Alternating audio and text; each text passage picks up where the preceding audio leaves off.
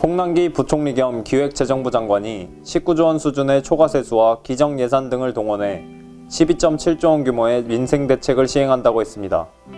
23일 홍 부총리는 정부 서울청사에서 제48차 비상경제중앙대책본부 회의를 시작하는 자리에서 최근 추계에 따르면 우리 경제는 예상보다 강한 회복세로 약 19조 원 수준의 초과세수가 발생할 것으로 전망돼 정부는 행정부가 할 수 있는 범위 내에서 동초과세수의 일부를 당장 소상공인들의 어려움 지원에 활용코자 한다고 했습니다.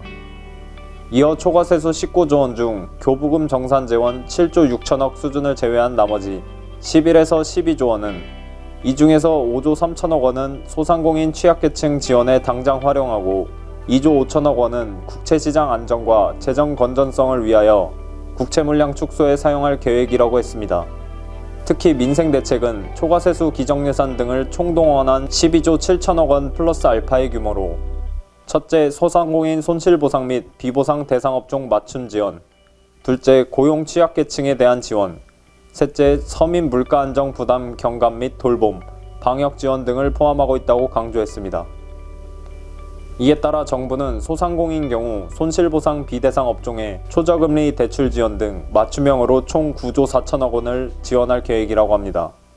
또 여기에 이미 발표된 올해 3, 4분기 손실보상 부족재원 1조 4천억 원 지원까지 합쳐 총 지원 규모는 10조 8천억 원 수준입니다.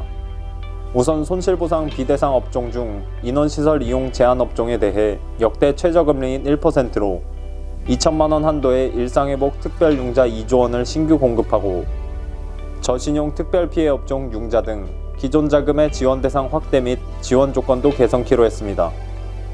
아울러 구직급여 지원 재정 1조 3천억 원 보강, 내일배움 카드 지원 대상 약 6만 5천 명 추가 등 직업훈련 수요를 적극적으로 뒷받침하고 저소득층 에너지 바우처 지급 단가 인상 등 서민 부담 경감을 위해서도 1조 4천억 원을 지원한다고 합니다.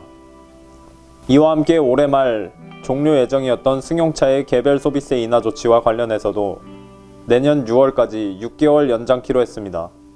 또 지역 소멸 위기에 대응해 초광역권 계획을 도입하고 도심 융합 특구 조성 등을 통하여 비수도권 지역의 경쟁력을 높이고 연 1조 원 규모의 지역 지방 소멸 대응 기금 도입 등 자립 역량 강화를 위하여 각별히 지원키로도 했습니다.